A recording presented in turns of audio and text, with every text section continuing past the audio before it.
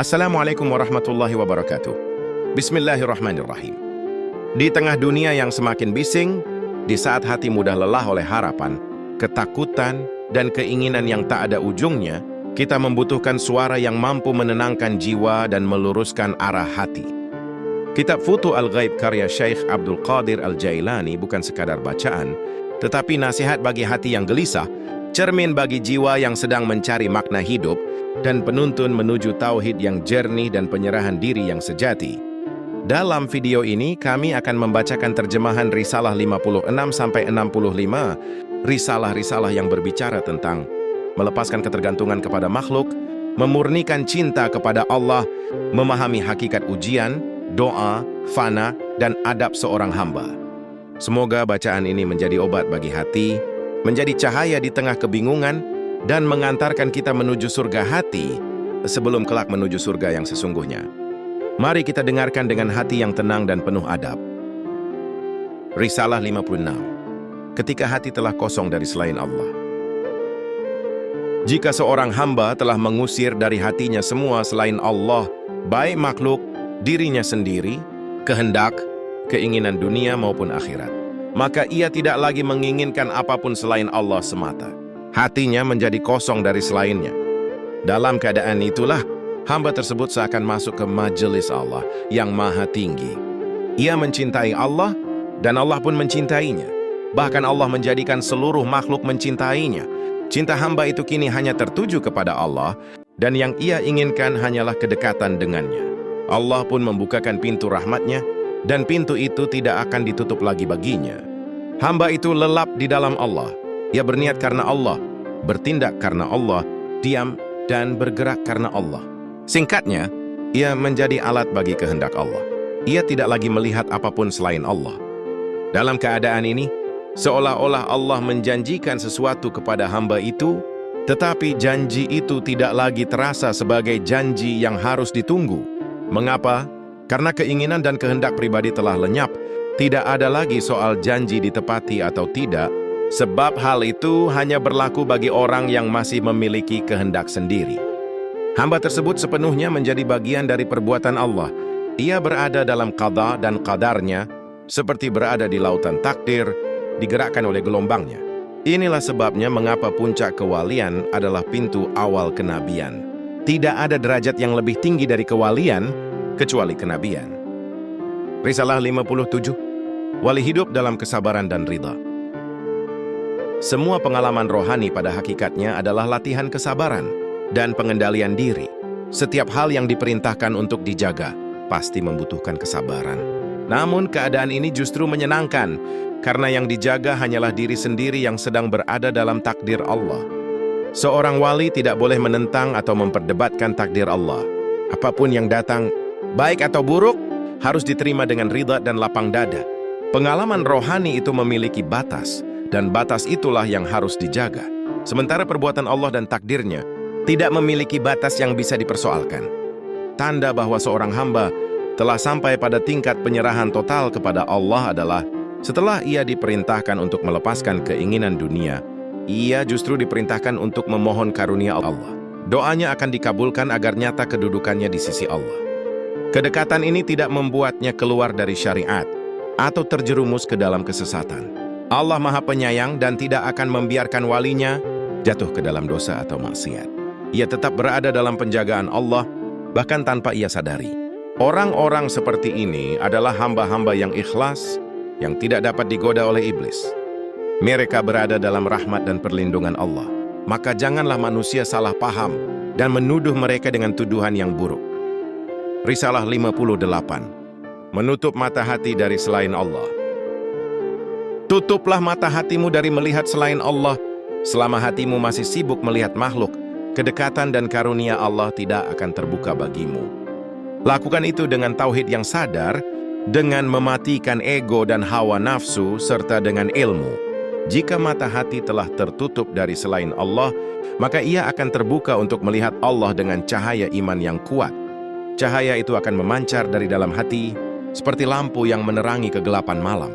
Saat itu tubuh dan jiwa akan merasa tenang, bukan karena pemberian makhluk, tetapi karena karunia Allah Janganlah kamu menzalimi dirimu sendiri dengan tenggelam dalam kebodohan, terpukau oleh kekuatan dan kecerdikan makhluk. Jika kamu bergantung pada makhluk, maka pintu karunia Allah akan tertutup bagimu. Namun jika kamu hanya berharap kepada Allah, menutup mata dari selainnya, maka Allah akan mendekatimu. Dia akan mencukupi kebutuhanmu, memberimu ketenangan, pertolongan, dan mengangkat derajatmu. Pada akhirnya, kamu tidak lagi memandang kaya atau miskin sebagai sesuatu yang penting. Risalah 59. Sabar dalam derita, syukur dalam nikmat. Manusia selalu berada dalam dua keadaan, penderitaan atau kesenangan. Jika kamu menderita, bersabarlah. Itu adalah derajat yang tinggi. Lalu mintalah ridha hingga kamu tenggelam dalam qada dan qadar Allah. Inilah jalan para wali dan orang-orang yang mengenal Allah. Jika kamu berada dalam kesenangan, maka bersyukurlah. Syukur bisa dilakukan dengan lisan, hati, dan perbuatan. Syukur dengan lisan adalah mengakui bahwa semua nikmat berasal dari Allah, bukan dari usaha, kekuatan, atau perantara manusia. Semua itu hanyalah alat. Syukur dengan hati adalah keyakinan penuh bahwa segala yang kamu miliki, lahir dan batin, datang dari Allah semata.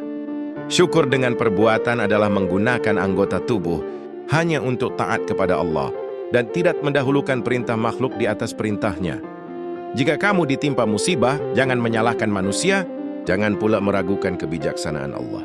Jangan berharap kepada makhluk untuk menyelamatkanmu, karena itu akan menyeretmu kepada syirik. Segala sesuatu berada dalam kekuasaan Allah. Bersabarlah, ridhalah, dan tenggelamlah dalam perbuatannya. Setelah kesulitan, pasti datang kemudahan, sebagaimana malam digantikan siang. Sabar adalah kunci segala kebaikan dan inti dari iman. Risalah 60. Perjalanan rohani, dari nafsu ke takdir. Awal perjalanan rohani adalah keluar dari hawa nafsu, masuk ke dalam syariat, lalu masuk ke dalam takdir Allah. Setelah itu manusia kembali menikmati kebutuhan dunia, makan, minum, menikah, dan lain-lain, namun tetap berada dalam lingkaran hukum Allah. Ikutilah Al-Quran dan Sunnah. Ketika hawa nafsu dan ego telah dikosongkan, yang tersisa dalam dirimu hanyalah tauhid dan ketaatan. Segala gerak dan diam, siang dan malam, senang dan susah, semuanya menjadi ibadah dan kepatuhan kepada Allah. Kemudian kamu akan dibawa ke dalam lautan takdir. Usaha dan daya tidak lagi terasa sebagai milikmu. Semua bagian hidupmu akan diberikan tepat pada waktunya dengan perlindungan Allah. Inilah keadaan fana, puncak kedekatan dengan Allah, tempat turunnya cahaya dan rahasia. Namun sifat kemanusiaan tetap ada hingga kematian, agar manusia bisa menikmati karunia yang telah ditetapkan Allah. Para wali seperti Nabi Muhammad SAW tetap hidup sebagai manusia, namun sepenuhnya berada dalam ridha dan ketaatan kepada Allah. Inilah yang oleh para sufi disebut kembali dari tujuan menuju kehidupan, namun dengan hati yang telah bersama Allah. Risalah 61. Kewaspadaan seorang mukmin dan tingkatan penyerahan diri kepada Allah. Setiap orang beriman seharusnya bersikap teliti dan tidak tergesa-gesa dalam menerima apapun yang datang kepadanya. Ia tidak langsung mengambil atau menggunakannya, sampai jelas bahwa hal itu dibolehkan menurut hukum Allah dan benar-benar dihalalkan olehnya. Nabi Muhammad SAW bersabda, orang beriman itu selalu waspada, sedangkan orang munafik mengambil apa saja yang datang kepadanya tanpa berpikir. Beliau juga bersabda, orang beriman itu tidak tergesa-gesa. Dan sabda beliau yang lain, tinggalkanlah sesuatu yang menimbulkan keraguan di hatimu dan ambillah yang tidak meragukan. Karena itu, seorang mukmin akan berhati-hati dalam semua urusan hidupnya, seperti makanan, minuman, pakaian, pernikahan, dan segala sesuatu yang ia terima. Ia tidak asal menerima begitu saja kecuali setelah yakin bahwa hal itu halal. Ini adalah sikap orang beriman pada umumnya. Adapun pada tingkatan wali, seseorang lebih dulu mendengarkan suara hatinya. Jika hatinya membenarkan dan menghalalkan, barulah ia menerimanya. Pada tingkatan abdal dan gauts, penentuan dilakukan berdasarkan ilmu dari Allah. Sedangkan pada tingkatan fana, yaitu tingkatan paling akhir, seseorang mengikuti perbuatan Allah sepenuhnya. Inilah yang disebut takdir secara hakiki. Masih ada satu keadaan lain. Seseorang menerima apapun yang datang kepadanya, selama tidak bertentangan dengan syariat, suara hati, atau ilmu dari Allah. Namun jika salah satu dari ketiganya melarang, maka ia tidak akan menerimanya. Keadaan ini berbeda dengan tingkatan pertama yang penuh kehati-hatian, karena pada tingkatan ini yang dibutuhkan adalah penerimaan dengan kepatuhan. Ada pula tingkatan yang lebih tinggi lagi. Pada tingkatan ini, seseorang hanya menerima dan menggunakan apa yang datang kepadanya tanpa lagi menimbang dengan syariat, suara hati, atau ilmu. Inilah hakikat fana. Dalam keadaan ini, seorang mukmin sepenuhnya berada dalam penjagaan Allah. Ia tidak lagi disentuh oleh bencana, godaan iblis, dosa, atau noda, dan tidak mungkin keluar dari hukum syariat. Allah berfirman, "Demikianlah agar kami memalingkan darinya kemungkaran dan kekejian. Sesungguhnya Yusuf itu termasuk hamba-hamba kami yang terpilih." Dalam keadaan ini, seorang hamba dijaga langsung oleh Allah dari melanggar batas-batasnya. Seluruh urusannya berada dalam pemeliharaan Allah. Allah memberinya kemampuan untuk memperoleh segala kebaikan. Apapun yang datang kepadanya, bebas dari kesulitan dan bencana, baik di dunia maupun di akhirat. Dan semuanya benar-benar sesuai dengan keridaan, tujuan dan perbuatan Allah Subhanahu wa Ta'ala. Tidak ada tingkatan yang lebih tinggi dari ini. Inilah tujuan akhir. Tingkatan ini hanya dimiliki oleh para wali besar, pemimpin para wali, orang-orang suci yang menyimpan rahasia-rahasia Allah, yaitu mereka yang telah sampai pada gerbang keadaan yang mirip dengan keadaan para nabi. Semoga keselamatan dan kesejahteraan tercurah kepada mereka. Risalah 62. Cinta yang tidak terbagi. Ketika Allah menahan dunia demi hati seorang hamba. Sungguh aneh keadaanmu. Kamu sering berkata bahwa seseorang itu dekat dengan Allah, padahal sebenarnya ia sedang dijauhkan. Kamu berkata ia sedang diberi karunia, padahal ia sedang ditahan. Kamu mengatakan ia dikayakan, padahal ia sedang dimiskinkan. Kamu menyangka ia disehatkan, padahal ia sedang diuji dengan sakit. Kamu mengira ia dimuliakan, padahal ia sedang direndahkan. Kamu mengira ia dipuji, padahal ia sedang dicela. Kamu mengira ia dibenarkan, padahal ia sedang disalahkan. Tidakkah kamu sadar bahwa Allah itu Maha Esa, dan yang Maha Esa hanya mencintai cinta yang tidak terbagi? Allah mencintai hamba yang hanya mencintainya semata. Jika kamu didekatkan kepada Allah melalui perantara selain Dia, maka cintamu kepada Allah menjadi tidak murni. Sebab di dalam hatimu bisa muncul anggapan bahwa kebaikan, pertolongan dan keberkahan datang dari selain Allah. Saat itulah cintamu kepada Allah menjadi ternoda. Allah yang Maha Agung cemburu kepada hambanya. Ketika kamu membagi cintamu antara Allah dan selainnya, Allah akan menahan manusia untuk menolongmu. Allah menahan tangan mereka agar tidak memberi, menahan lisan mereka agar tidak memuji, dan menahan langkah mereka agar tidak mendekatimu. Semua itu dilakukan agar kamu tidak berpaling dari Allah dan kembali hanya berharap kepadanya. Rasulullah Shallallahu Alaihi Wasallam bersabda, hati manusia diciptakan untuk mencintai orang yang berbuat baik kepadanya dan membenci orang yang menyakitinya. Karena itu, Allah menahan kebaikan manusia kepadamu sampai kamu benar-benar menyadari keesaannya dan mencintainya dengan sepenuh hati tanpa membagi cinta, baik secara lahir maupun batin, baik saat bergerak maupun saat diam. Sampai kamu benar-benar yakin bahwa tidak ada kebaikan yang datang kecuali dari Allah dan bahwa semua yang terjadi, baik atau buruk, berasal dari Allah Subhanahu wa Ta'ala. Pada saat itu ya kamu akan lenyap dari ketergantungan kepada makhluk, dari ego dan kehendakmu sendiri, dari keinginan-keinginanmu, dan dari segala sesuatu selain Allah yang Maha Suci dan Maha Tinggi. Setelah itu barulah Allah membuka kembali tangan manusia untuk membantumu dengan penuh kedermawanan. Lidah mereka akan memujimu, dan kamu akan berada dalam penjagaan Allah yang sempurna, baik di dunia maupun di akhirat. Karena itu, jangan bersikap kasar dan tidak tahu adab. Perhatikan orang yang memperhatikanmu. Jagalah orang yang menjagamu. Cintailah orang yang mencintaimu. Jawablah orang yang memanggilmu. Peganglah tangan orang yang menahanmu agar tidak jatuh, yang mengeluarkanmu dari kebodohan, yang menyelamatkanmu dari kebinasaan, yang membersihkan aib-aibmu, yang mengangkatmu dari kehinaan, yang membebaskanmu dari belenggu hawa nafsu dan godaan setan, serta yang menjauhkanmu dari teman-teman yang lalai dan menghalangimu dari jalan menuju Allah. Sampai kapan kamu akan terus hidup bersama nafsu kebinatanganmu, bergantung kepada makhluk, mengikuti keinginanmu sendiri, berada dalam kelalaian, sibuk dengan dunia dan akhiratmu, dan terpaut pada segala sesuatu selain Allah? Mengapa kamu menjauh dari pencipta segala sesuatu yang mengadakan semuanya, yang maha awal dan maha akhir, maha nyata dan maha tersembunyi, tempat kembali dan tempat bermula segala sesuatu. Dia yang memberi ketenangan hati, kedamaian jiwa, meringankan beban, melimpahkan karunia, rahmat dan segala nikmat. Risalah 63. Syirik tersembunyi dalam pikiran, perbuatan, dan keinginan. Pernah suatu kali dalam sebuah mimpi, aku seolah berkata, "Wahai orang yang tanpa sadar telah menyekutukan Tuhanmu, dengan dirimu sendiri di dalam pikiranmu, dengan makhluknya dalam perbuatan lahirmu, dan dengan keinginan-keinginanmu dalam setiap tindakanmu." Orang yang berada di dekatku mendengar ucapanku lalu bertanya, "Apa maksud dari perkataan itu?" Aku pun menjawab, "Ini adalah salah satu bentuk ilmu tentang kehidupan batin dan kerohanian." Risalah 64. Kematian ego dan kehidupan bersama perbuatan Allah. Suatu hari ada sebuah masalah yang sangat mengganggu pikiranku. Hatiku terasa berat menanggungnya. Aku lalu memohon kepada Allah agar diberi ketenangan, kedamaian dan jalan keluar. Kemudian aku ditanya, "Apa yang kamu inginkan?" Aku menjawab, "Aku menginginkan satu kematian yang tidak diikuti kehidupan, dan satu kehidupan yang tidak diikuti kematian."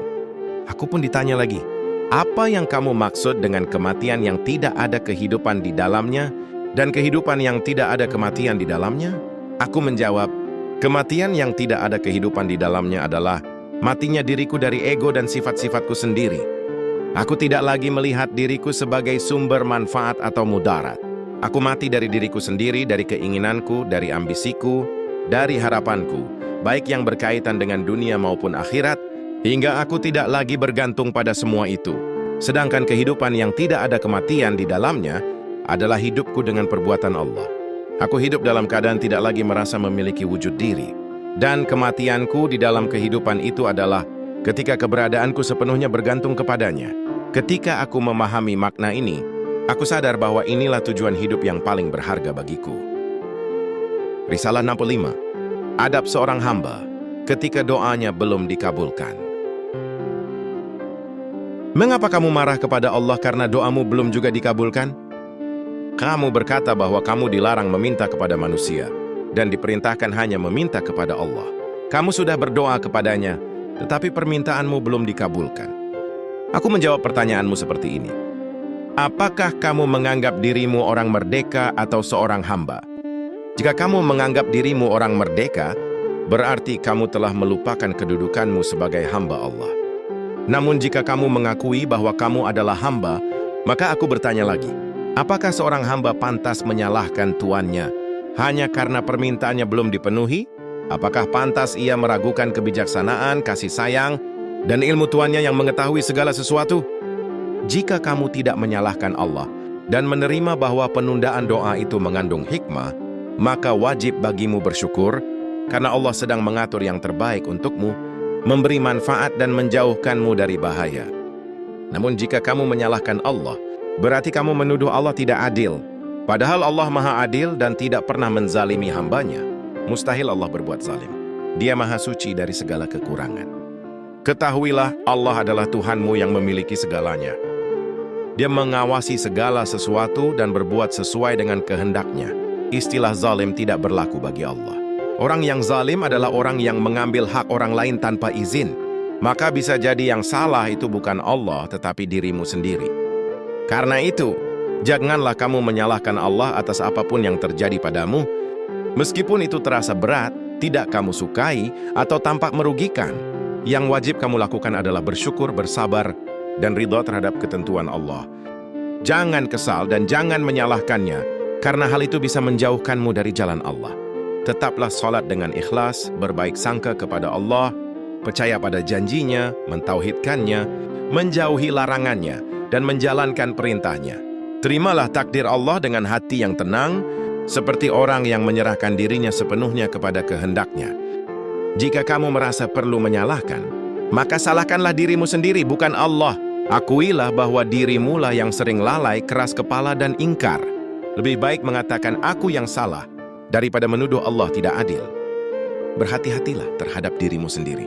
Jangan selalu mengikuti keinginan dan pembenaran diri, karena nafsu adalah musuh terbesar manusia. Ia sering bekerja sama dengan godaan setan untuk menjauhkanmu dari Allah. Takutlah kepada Allah. Waspadalah. Jauhilah musuhmu itu. Lawanlah hawa nafsumu dengan kesadaran dan iman. Katakan pada dirimu ayat-ayat Allah ini.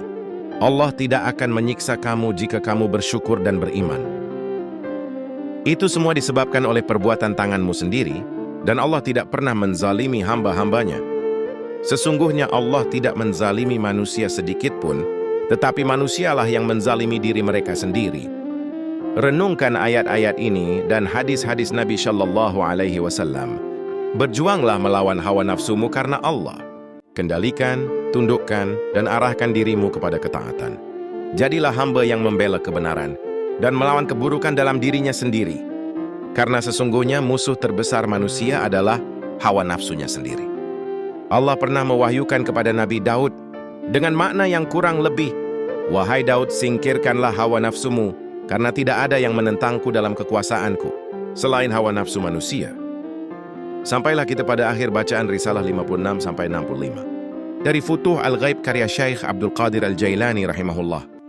Risalah-risalah ini mengingatkan kita bahwa jalan menuju Allah bukan tentang banyaknya amal lahir, melainkan tentang hancurnya keakuan, lepasnya sandaran kepada selainnya, dan tunduknya hati sepenuhnya kepada kehendak Allah. Jika dalam bacaan ini ada kalimat yang menegur hati, itu bukan untuk melemahkan, melainkan untuk membangunkan jiwa. Jika ada nasihat yang terasa berat, itu bukan untuk mematahkan, melainkan untuk memurnikan cinta dan tauhid kita kepada Allah. Semoga Allah menjadikan kita hamba yang sabar saat diuji, ridha saat ditunda, bersyukur saat diberi, dan selamat dari tertipu oleh diri dan hawa nafsu. Semoga apa yang kita dengar hari ini menjadi cahaya dalam gelap, penenang dalam resah, dan penunjuk jalan pulang menuju Allah. Wallahu a'lam. Wassalamualaikum warahmatullahi wabarakatuh.